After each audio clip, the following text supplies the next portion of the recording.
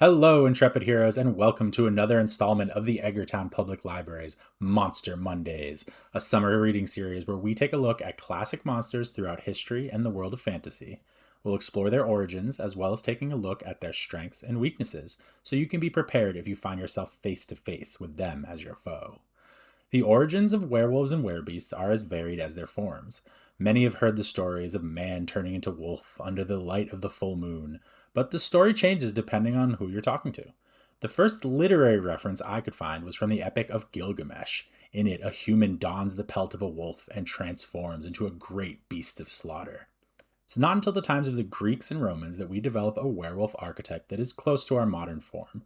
This form has a deep connection to the moon and its cycles, but it's viewed as a sort of curse, with the transformation being violent and uncontrollable. My favorite werebeast archetypes comes from the role-playing system World of Darkness and the sourcebook Werewolf: The Apocalypse by Brian Campbell, and others. In its mythos, werebeasts were created by the mother Gaia to protect her from the corruption of the destroyer worm, an imprisoned being twisted by their chains into a being of corruption. Each breed of werebeast has their own role to play in the protection of Gaia. I enjoy this mythos because it's deep with lore about each of the many different breeds of werebeasts and the role they play in shapeshifter society. No matter which type of werewolf you end up dealing with, it's generally accepted they are wild and dangerous.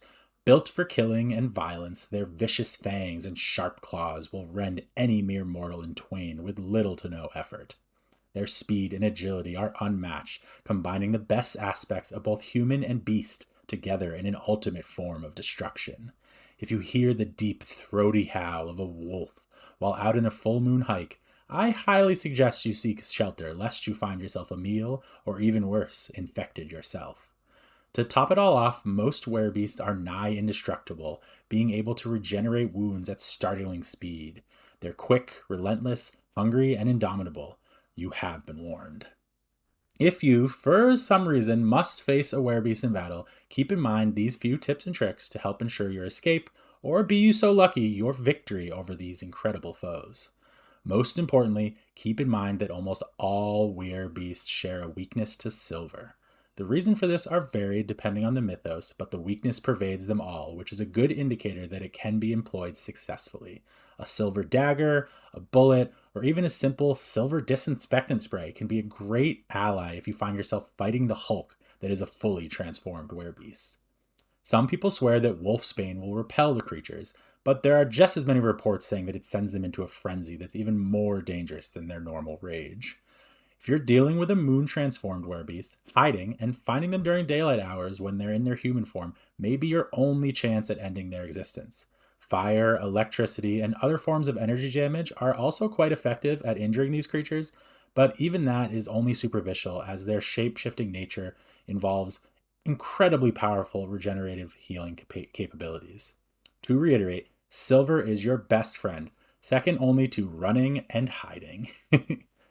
You can investigate and fight these creatures and more in the great tabletop role playing game Monster of the Week, which is available through your local Clams library. If you'd like to know more about werebeasts and their many iterations, check out the books and media listed below in the video description.